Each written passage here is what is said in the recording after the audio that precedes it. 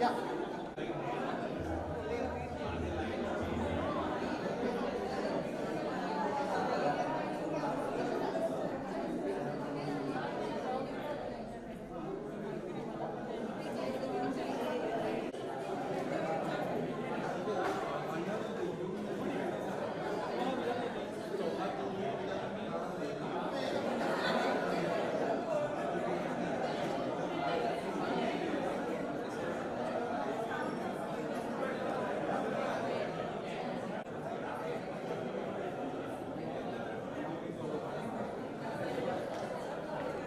सफरी केल्यात, पण आम्ही भावंड, पाची भावंड एकमेकाला सोडून कधी राहिलो नाही.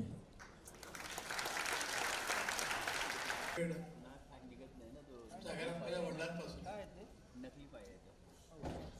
आणि ते वेळ लागायचं कारण असं की स्वातंत्र्यवीर विनायक दामोदर सावरकर यांची बाबांची म्हणजे मास्टर दीनानाथ यांची भेट 1933 साली झाली रत्नागिरीला. त्यांच्याकडे त्यांनी नाटक लिहून घेतलं संन्यस्त खडगा.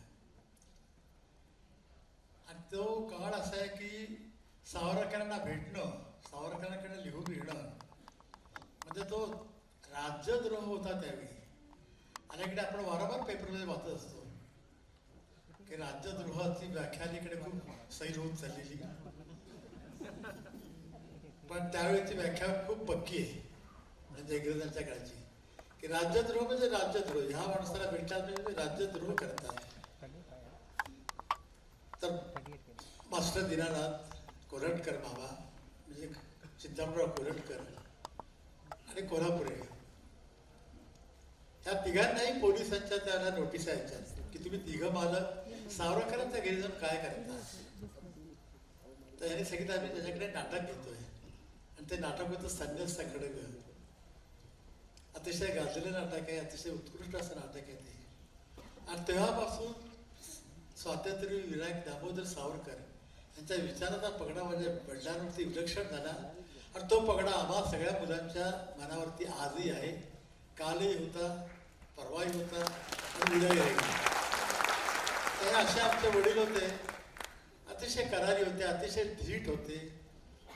त्यांना इतकं लोकांनी भीती घातली की तुम्ही सावरकरांच्याकडे जाता, गाणी लिहून घेता, नाटकं लिहून घेता, तुम्हाला जेलमध्ये टाकतील. तर त्यांना बाबा उत्तर द्यायचे की ज्यांनी काळं पाणी आपल्यासाठी घेतलं त्यांच्यासाठी साधी जेल मी घ्यायला पत्करायला तयार आहे. असे ही व्यक्तिमत्व असं आहे मास्टर दीनानाथांचं. गायक तर आहेतच चांगले, पण एक शूर, एक ते धीट, एक असं की ते अस्मिता असलेले ही व्यक्ती आहे. आणि तेच लता मंगेशकरांनी आणलेले आहे. दीदीने सग पहाटेच फार फार चांगलं स्मरता येते. ते 9, 9:30 झालेले असतील. रोज असे होतं की बाबा उठलेत की ते स्नान वगैरे त्यांनी केले की एकदा खोलीत बसायचे. एका बाजूला खिडकी होती, आजही येते घर आहे, एका आसना टेपून बसायचे. तंबोरा फार लवकर मिळवायचे, 2 हातात तंबोरा मिळवायचे आणि मग शिष्याला शिकवायला सुरुवात करायची. शिष्य किती छान होते बघा. लता मंगेशकर, आशा भोसले, मीना मंगेशकर, उषाताई गायची नाही, लहान होते खूप, म्हणून ती त्यांच्या मांडीवर बसलेली असायची. आणि लहान होतो आणि माझा पाय पण खराब होतो म्हणजे आत्मा ऐकत असायचा. आणि कधी कधी मग वसंतराव देशपांडे बसायचे, प्रभाकर जठार बसायचे. असे सगळे थोर गायक त्यांच्याकडे बाबा त्यांना शिकवत असायचे. आणि ती जी खोली होती लहानशी, ती असं त्यांच्या पहाडी आवाजाने अशी भरून द्यायची. आणि त्यांचा त्या आवाजामध्ये आवाज मिसळण्यासाठी या सगळ्यांचे आवाज असे आपोआपच रुंद होत जायचे, असे मोठे होत जायचे. आणि ती सगळी गल्ली जी होती त्याची गल्ली त्या स्वराने भरून द्यायची. हे वर्षभर चालू होतं. आजारी पडण्याच्या आदल्या दिवशी पण हा प्रकार झालेला आहे. आणि 11 सकाळी 9, 9:30 वाजता बाबा म्हणायचे मला बरं वाटत नाही. आणि अचानक त्यांना बेशुद्धीसारखं वाटलं, हॉस्पिटलमध्ये गेलेत. आणि 11 वाजता त्यांनी या जगाचा निरोप घेतला आणि गेलेत ना ते. झाला म्हणजे काय झालं काहीच कळलं नाही. एक व्यक्ती घरात ती सारखी गात असायची, ती व्यक्ती दिसत नाही एवढंच मला भास झाला फक्त. उषातीला पण तेच झालं की ज्याच्या मांडीवर पण बसवतो ते बाबा मांडी रिकामी नाही, मांडीवर झोपायला आपल्याला जागा नाही आहे, रिक्त झालं, रिकामं झालं घर. त्यावेळी दिदी काय गायली असेल, ते गाणं गायली, त्याच्यानंतर कवीने ते गाणं लिहिलं. पण जणू काय त्या कवीला इतकं दृष्टपट होतं की तो त्या काळात गेला तरी ते गाणं लिहून काढलं की सुन्या सुन्या मैफलीत माझ्या तुझेच मी गीत गात आहे, अजूनही वाटते मला की अजूनही चांद राहत आहे, कळेना मी पाहते कुणाला. यावं. तसंच शालेय शिक्षण तसंच सांस्कृतिक मंत्री विनोद तावडे साहेब यांना मी मंचावर आमंत्रित करते. शालेय शिक्षण मंत्री ॲडव्होकेट आशिष शेलार यांना मी मंचावर आमंत्रित करते. आपण जोरदार टाळ्या वाजवून त्यांचं स्वागत करूया. ज्येष्ठ अभिनेत्री सुलोचना दीदी आज या कार्यक्रमाला खास करून आलेल्या आहेत. मी त्यांनाही मंचावर आमंत्रित करते.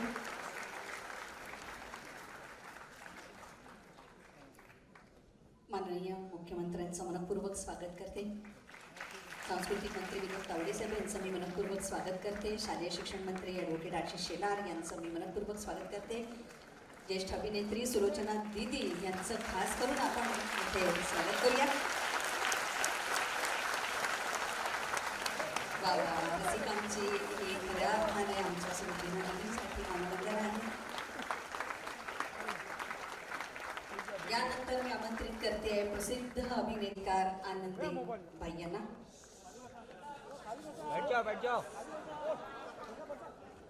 ज्येष्ठ संगीतकार आनंदजी भाई यांना मी मंचावर आमंत्रित करते. ज्येष्ठ पत्रकार लोकमतचे संपादक अतुल कुलकर्णी यांना मी आमंत्रित करते. लोकमतचे संपादक ज्येष्ठ पत्रकार अतुल कुलकर्णी यांना मी आमंत्रित करते. ज्येष्ठ दिग्दर्शक जब्बार पटेल यांना मी मंचावर आमंत्रित करते. प्रसिद्ध गायक सुरेश वाडकर यांनाही मी मंचावर आमंत्रित करते. ज्येष्ठ गायिका उत्तरा केळकर यांना मी मंचावर आमंत्रित करते.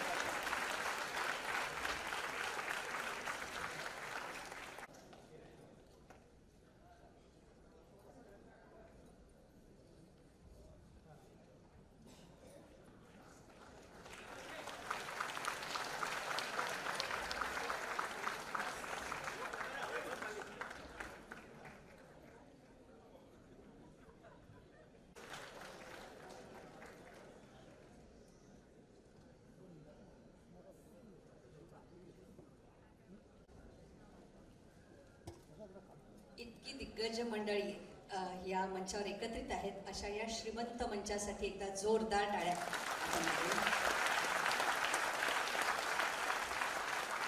या ऐतिहासिक दिदींच्या स्वरांकित भावमुद्रांचं खास पुस्तकाचं प्रकाशन केंद्रीय गृहमंत्री अमित शाह यांच्या हस्ते दिल्लीत संपन्न झालं. भारतरत्न लता मंगेशकर यांच्या संगीतमय जीवन प्रवासातील अनेक क्षण प्रकाशित करण्यात आलं. आज हे पुस्तक देऊन आपण मान्यवरांचं इथे स्वागत करणार आहोत आणि नंतर पुस्तक प्रकाशन होईल. प्रथम माननीय मुख्यमंत्री देवेंद्र फडणवीस साहेब यांचं आपण पुष्पगुच्छ आणि हे पुस्तक देऊन स्वागत करतोय. अमेय हेटे यांना मी विनंती करते की आपण माननीय मुख्यमंत्री देवेंद्र फडणवीस साहेब यांचं स्वागत करावं.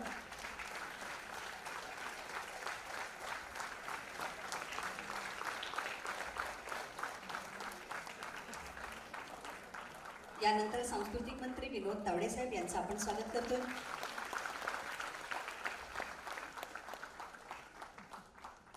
त्यानंतर शालेय शिक्षण मंत्री ॲडव्होकेट आशिष शेलार साहेब यांचं आपण स्वागत करतोय.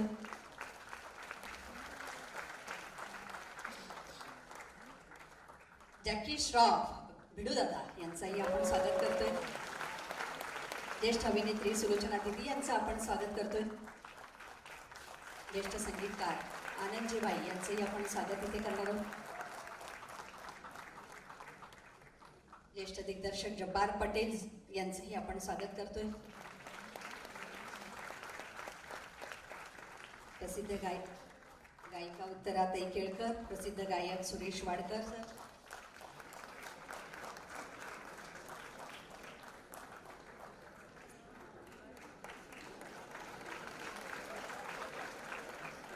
उत्तराताईंचंही आपण इथे स्वागत करतोय.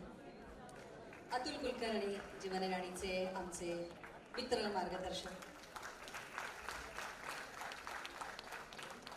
आणि भावगंधर्व हृदयनाथ मंगेशकर यांनाही आपण हे पुस्तक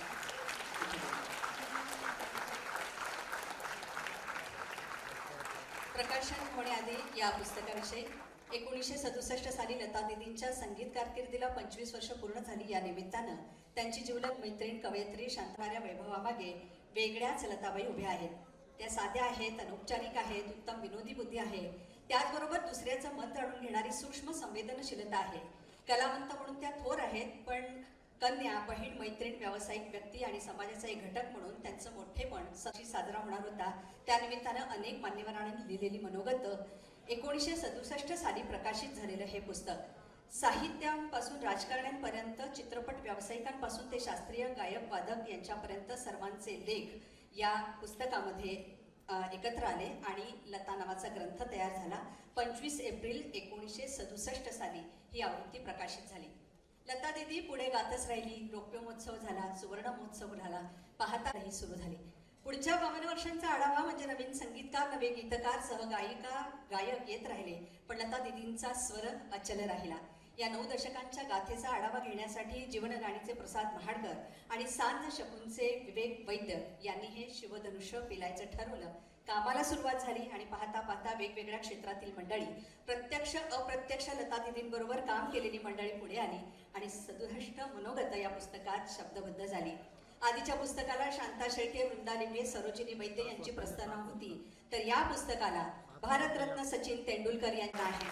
पंडित हृदयनाथ मंगेशकरांचा यामध्ये लेख नसून दीदींवर लिहिलेली गाणारं झाड ही मुक्त छंदातील कविता आहे आणि त्यामागे त्यांचं पेंटिंग पण आहे. प्रत्येक पानावर दीदींचं गाणं अशी 370 गाणी या पुस्तकात एकत्रित आहेत. लता या पुस्तकाचं प्रकाशन आता होत आहे. माननीय मुख्यमंत्री देवेंद्र फडणवीस साहेब,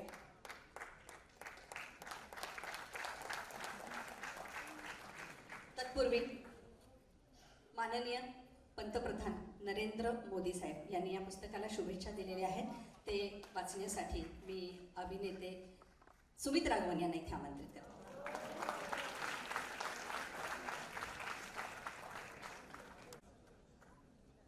नमस्कार. रंगमंचावर बसलेल्या सर्व मान्यवरांना मी नमस्कार करतो. आपल्या देशाचे आदरणीय पंतप्रधान माननीय श्री नरेंद्र मोदीजी यांनी आपल्या दीदींना त्यांच्या 90व्या वाढदिवसानिमित्त शुभेच्छा पाठवलेल्या आहेत, त्या मी तुमच्या समोर वाचतो. It is heart warming to learn that a book on Miss Lata Mangeshkar ji is being republished as a celebration of her 90th birthday on September 28, 2019.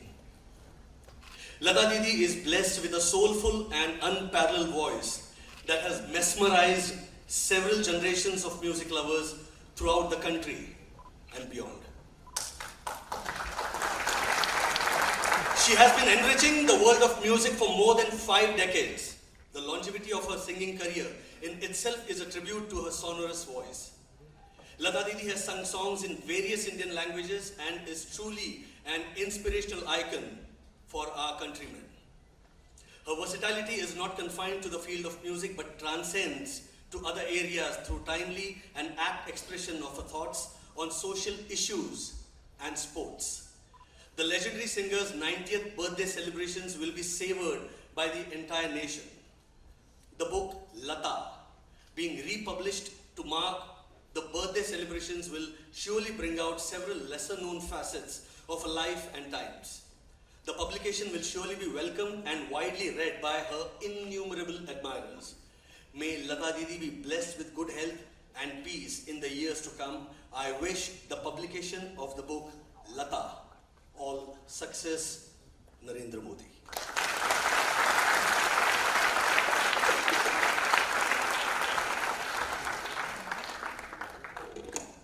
शुभेच्छा पत्राचा अंतर्भाव आपण या पुस्तकामध्ये केलेला आहे आणि लता दिदींनी स्वतःच्या हस्ताक्षरामध्ये रसिकाविषयीचं मनोगतही या पुस्तकामध्ये अंतर्भाव केलेला आहे. तर त्यासाठी पण आपण जोरदार टाळ्या वाजवूया. आणि माननीय मुख्यमंत्री देवेंद्र फडणवीस साहेब यांना मी विनंती करते की आपल्या हस्ते या पुस्तकाचं प्रकाशन आता सर्व रसिकांच्या साक्षीने इथे होईल. माननीय मुख्यमंत्री.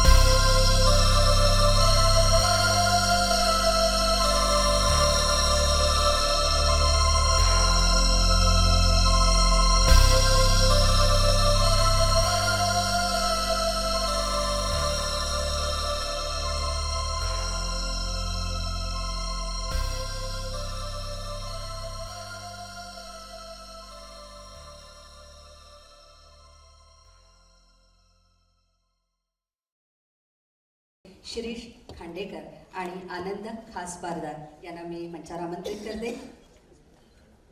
विनोदजी तावडे यांना मी विनंती करते की आपल्या हस्ते निर्मिती ग्राफिक्सचे शिरीष खांडेकर आणि आनंद खासबारदार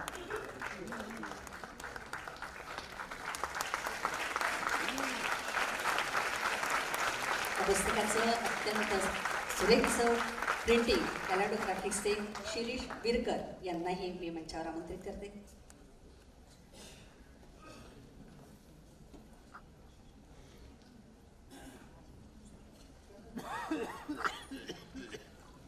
भावार्थ उमटवण्यासाठी अर्थ फारच महत्त्वाचा होता. तर सारस्वत बँकेचं आम्हाला विशेष असं सहाय्य झालं. सारस्वत बँकेचे किशोर रांगणेकर सर यांना मी विनंती करते की आपण मंचावर यावं.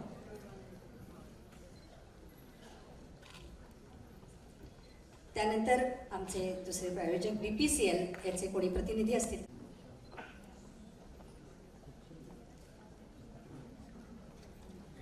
आशिष शेलारजी यांना मी विनंती करते.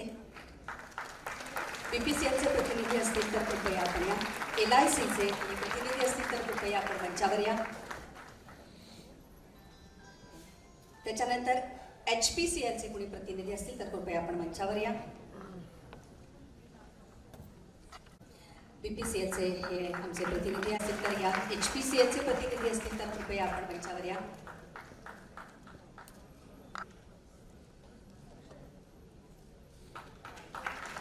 IOCLचे कोणी प्रतिनिधी असतील तर कृपया आपण मंचावर या. ONGCचे कोणी प्रतिनिधी असतील तर कृपया आपणही मंचावर या.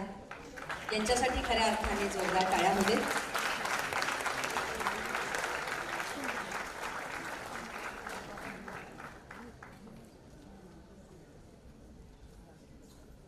अनेकांचं मार्गदर्शन, अनेकांचं सहाय्य, अनेकांची मदत या पुस्तक उत्तम करण्यासाठी झाली. असे या पुस्तकामध्ये अनेक मान्यवरांच्या मुलाखती आहेत, मनोगत आहेत. LICच्या प्रतिनिधी इथे आलेले आहेत.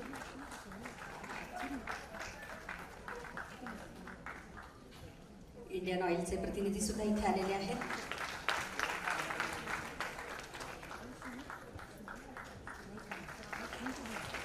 संगीत तज्ञ अमरेंद्र धनेश्वर यांचंही मोलाचं.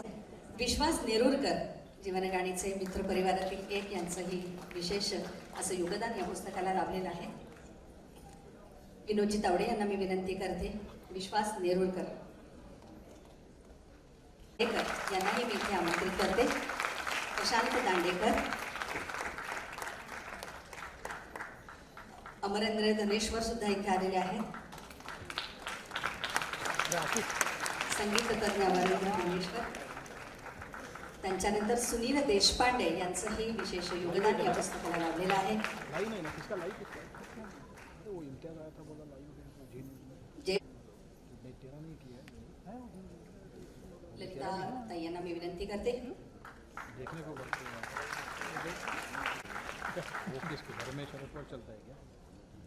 ललिता ताई तांबणे यांना आपण हे पुस्तक देतो.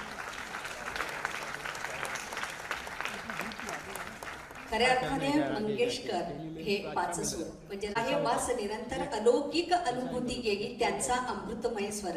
स्वरब्रह्माच्या समयी मधल्या लता मीना आशा उषा हृदय पाच ज्योती सुंदर शब्दसुरातून अखंड गातो घराणे पाच अक्षरी अजरामर हे मंगेशकर अजरामर हे मंगेशकर. भावगंधर्व पंडित विद्यानाथ मंगेशकरजी यांना मी विनंती करते की आपलं मनोगत इथं व्यक्त व्हावं. त्यांच्याकडे आपण माईक घेऊन देतो. आदरणीय व्यासपीठ आणि सुलोचनाबाई, सुलोचना दिदी, सुलोचनाबाई म्हणतो मी त्यांना, सुलोचना दिदी, बंधू भगिनींना मी माझं मनोगत गेले तासभर व्यक्त करतोच आहे. त्याचं परत काही नव्याने व्यक्त करण्याची आवश्यकता नाही. तेवढं सांगतो की हे जे पुस्तक आहे हे 50 वर्षापूर्वी मी प्रकाशित केलं होतं. दिदीची 25 वर्ष पूर्ण झालीत पार्श्वगायनाला, म्हणून रंगभवन इथं या पुस्तकाचं प्रकाशन झालं होतं. 50 वर्ष झाली त्या गोष्टीला. आता त्याचं पुनर्मुद्रण फार सुंदर केलं आहे. महाडकरांना मी मनपूर्वक धन्यवाद देतो की त्यांनी फार सुंदर पुस्तक प्रकाशन सोहळा फार सुंदर, पुस्तकापेक्षाही सुंदर करता येते. इथं मुख्यमंत्री आलेत, तावडे साहेब आलेले आहेत, सगळेच ज्येष्ठ लोक आलेले आहेत. त्याचे मी मनपूर्वक मंगेशकर कुटुंबियांतर्फे आभार मानतो की ते आलेत. एवढं काही दिदीनेच मला प्रतिनिधी म्हणून पाठवले असं समजा. आपण दिदीच्या तर्फे मी यांचे आभार मानतोय. आपण मुख्यमंत्र्यांचं भाषण ऐकायला उत्सुक असणार. मी जास्त वेळ आपला घेत नाही. धन्यवाद. धन्यवाद सर. यानंतर शालेय शिक्षण मंत्री ॲडव्होकेट आशिष शेलारजी यांना मी विनंती करते की आपलं मनोगत इथं व्यक्त व्हावं.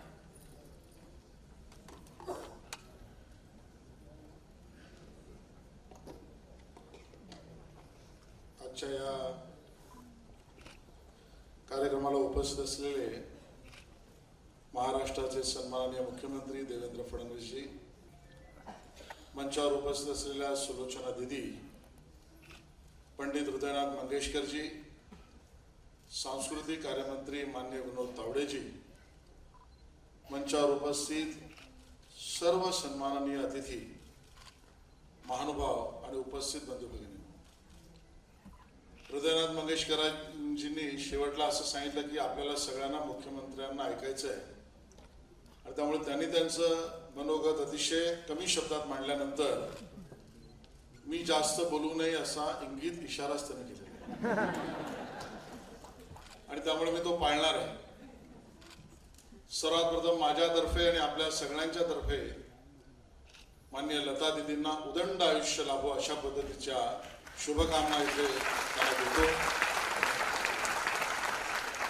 या पुस्तकामध्ये लिहिलेले सगळे लेख आपण वाचण्यासारखे आहेत. लता दिदींवर एक पुस्तक करणं हीच मोठी काय त्याला म्हणू अवजड आणि अवघड गोष्ट आहे. एका पुस्तकात मावतील तर त्या लता दिदी कशा, एका सीडी मध्ये गाणी मावतील तर त्या लता दिदी होऊच शकत नाही. आणि म्हणून लता दिदींबद्दल जेवढं प्रत्येकाच्या आयुष्यात बोलण्यासारखं आहे, इथे बसलेल्या सगळ्यांच्या आयुष्यात बोलण्यासारखं आहे, इतक्या गोष्टी आहेत. आज मला माझ्या आईची आठवण येते. वर्ष दीड वर्ष आलं तिला जाऊन.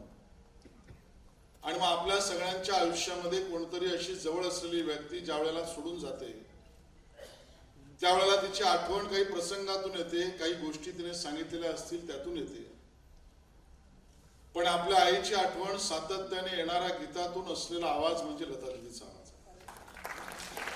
आणि म्हणून विसरू नको श्रीरामा मला किंवा ऐरणीच्या देवा तुला हे गाणं ज्या ज्या वेळेला ऐकलं जाईल माझ्या आयुष्यामध्ये त्या वेळेला माझी आई जिवंत होऊन माझ्यासमोर येईल आणि त्याचं पूर्णपणे श्रेय लता दीदीच्या आवाजाला असेल.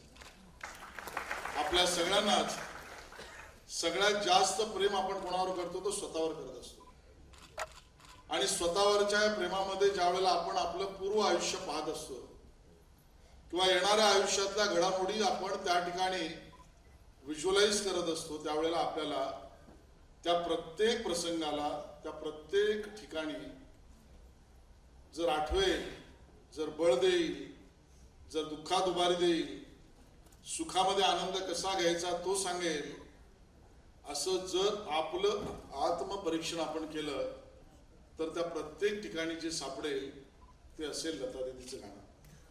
आणि म्हणून जोपर्यंत आपण आहोत, जोपर्यंत हा सारा खेळ पसारा मांडलेला आहे, जोपर्यंत विश्व आहे तोपर्यंत लता दीदीचं गाणं असेल. आणि म्हणून अशा लता दीदीला आप जिओ हजारो साल एवढ्याच शुभकामना देतो. खूप खूप धन्यवाद. जय हिंद, जय महाराष्ट्र. आपल्या सगळ्यांचा लाडका अभिनेता सुमित राघमोहन यांना मी मंचावर आमंत्रित करते. विनोद तवडे साहेबांच्या हस्ते आपण त्याला हे पुस्तक देऊया.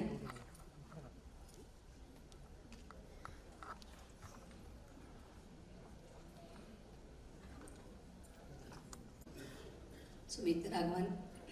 अनेक कलाकार आज या कार्यक्रमासाठी खास लता दीदींच्या प्रेमाकरता आज इथे आलेले आहेत आणि त्यांच्यातून आज इथे सादर केलेले आहे सुमित राघवन.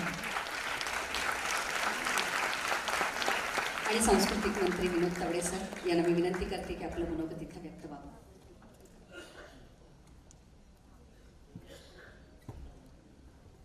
महाराष्ट्राचे लोकप्रिय मुख्यमंत्री आदरणीय देवेंद्र फडणवीसजी, आदरणीय बाळासाहेब, आदरणीय सुलोचना दीदी, माझे मित्र आशिष शेलार, उपस्थित सर्व मान्यवर आणि सर्व लता दीदी प्रेमी रसिक श्रोते, बंधू भगिनी. मला माननीय मुख्यमंत्र्यांनी सांस्कृतिक मंत्री करण्याचं एकमेव कारण आहे की याला कुठे बोलायचं आणि कुठे नाही बोलायचं हे कळतं.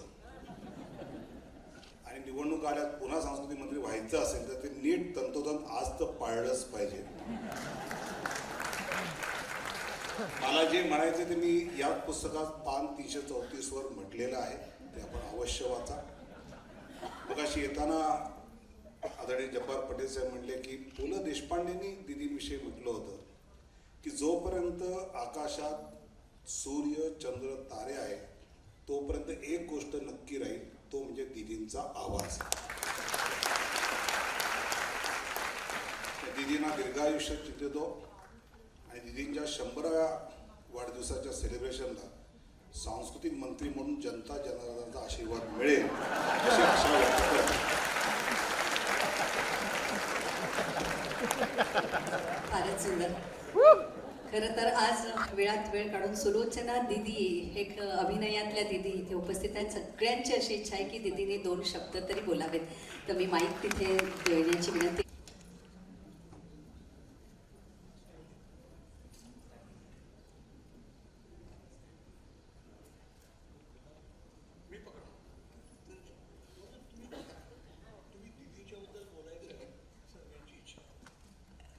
दीदींच्याबद्दल काय बोलू, सगळं जग त्यांच्याबद्दल बोलतोय, त्याचाच मला आनंद आहे.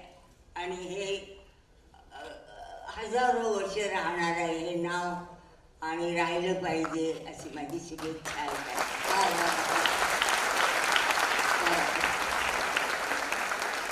आणि आता मुख्यमंत्री माननीय देवेंद्र फडणवीस साहेब.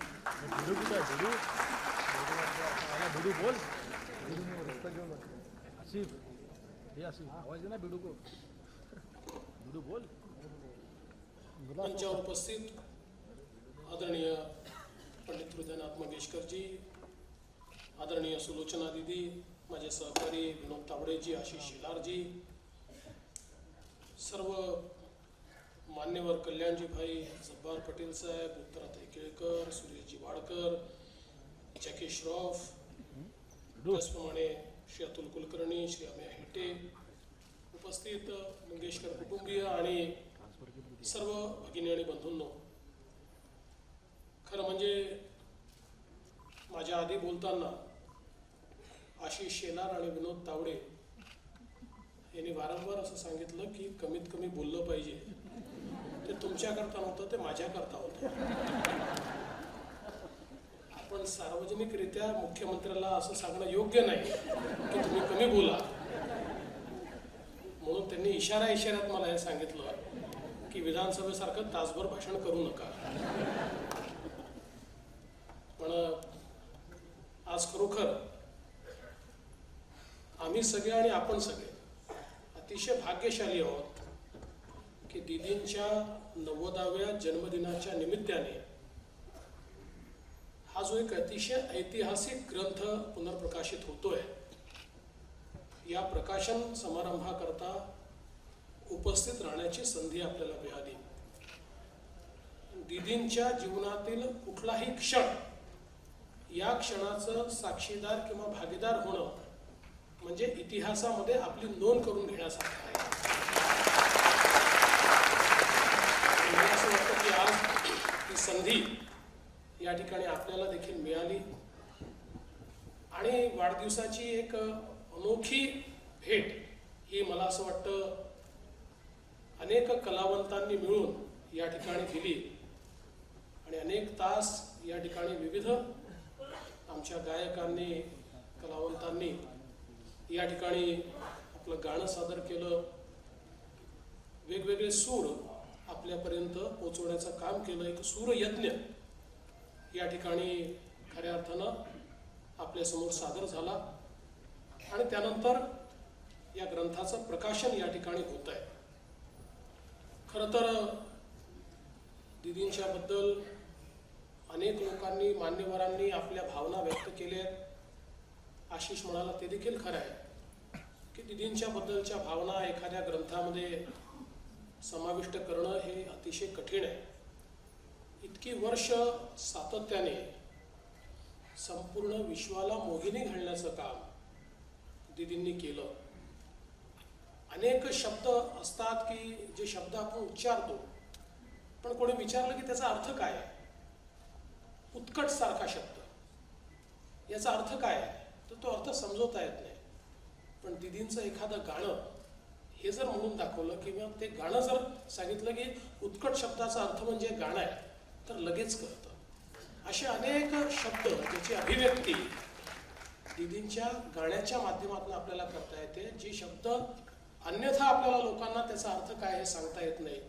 ही जी खोली आहे दीदींच्या गाण्याची, त्यातला जो भाव आहे, त्यातल्या ज्या भावना आहेत, प्रत्येक माणसाला असं वाटावं की आपल्या जीवनाची कथा हीच दीदींच्या गाण्यामध्ये आहे. हे माझ्याच करता बनलेलं आहे, दीदी माझ्याच करता हे गायले आहे. ही जी काय भाव दीदींच्या गाण्यातून आपल्याकरता तयार होतो, मला असं वाटतं की तो अतिशय महत्त्वाचा आहे. आणि म्हणूनच आज इतके वर्ष झाले तरी दीदींच्या आवाजाची जादू ही कमी झाली नाही. आज दीदी वर्षा गात नाही, पण तरी देखील दीदीला कोणी भेटायला गेलं किंवा एखाद्या कार्यक्रमात जर दीदी आल्या तर प्रत्येकाची इच्छा अशी असते की 2 ओळी तरी दीदींनी गायल्या पाहिजे. हा जो काही भाव आहे, मला असं वाटतं हे जे काही अधिराज्य त्यांनी आपल्या सगळ्यांच्या मनावर केलं आहे, खऱ्या अर्थानं त्यांना गान सम्राज्ञी म्हटलं आहे. आणि ते जे काही त्यांना दिलेलं एक अशा प्रकारचं टायटल आहे, खरोखर त्या गान सम्राज्ञी आहेत आणि विश्वाच्या मनावर त्यांनी अधिराज्य केलेलं आहे. ज्यांनी त्यांची गाणी ऐकली आणि किती भाषांमधली, सर्व भाषांमधली गाणी, किती गाणी, आणि प्रत्येक गाण्याचा गोडवा वेगळा आहे. म्हणून मला असं वाटतं की अशा आमच्या दीदी ज्या आहेत त्या खरोखर या अखिल विश्वाचं वैभव आहेत. भारताचं नाही तर त्या अखिल विश्वाचं वैभव आहेत. आणि अशा दीदींच्या या 90व्या जन्मदिनाच्या निमित्ताने आपण सर्व लोक दीदींना खूप खूप शुभेच्छा देऊया. त्यांच्या दीर्घायुष्याची कामना करूया. त्यांचा सुरेला आवाज हा जीवनभर आपल्याला ऐकायला मिळत राहावा ही कामना आपण करूया. ही पिढी, पुढची पिढी, मागच्या सगळ्या पिढींनी तो ऐकलाय आणि पुढच्या अनेक पिढ्यांना तो ऐकायला मिळावा अशी देखील ईश्वराच्या चरणी प्रार्थना करूया. आणि विनोदजींसोबत मी माझी देखील वर्णी लावून घेतो की जेव्हा आपण दीदी 100 वर्षाच्या होतील आणि त्यांचा 100वा जन्मदिवस साजरा करू त्यावेळी जसे सांस्कृतिक मंत्री म्हणून विनोदजी होतील तसंच त्यांनी मलाही मुख्यमंत्री म्हणून बोलवावं माझं बोलणं संपवतो. दीदीला पुन्हा शुभेच्छा देतो. जय हिंद, जय महाराष्ट्र.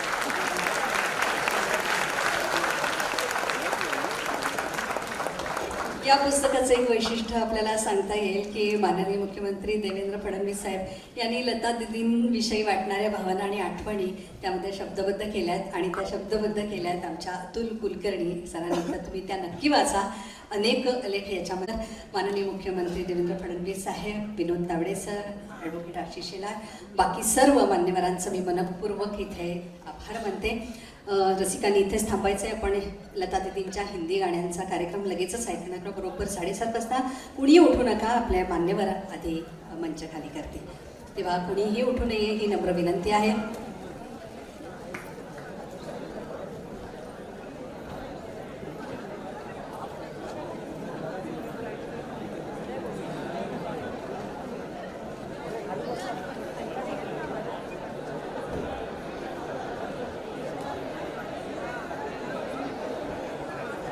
त्यानंतरचा कार्यक्रम ठीक 7:30 वाजता सुरू होणार आहे. रवी सर चला चला बघायचं वाईट करायचं चला लवकर आणि आधीच बाहेर निघायचं चला लवकर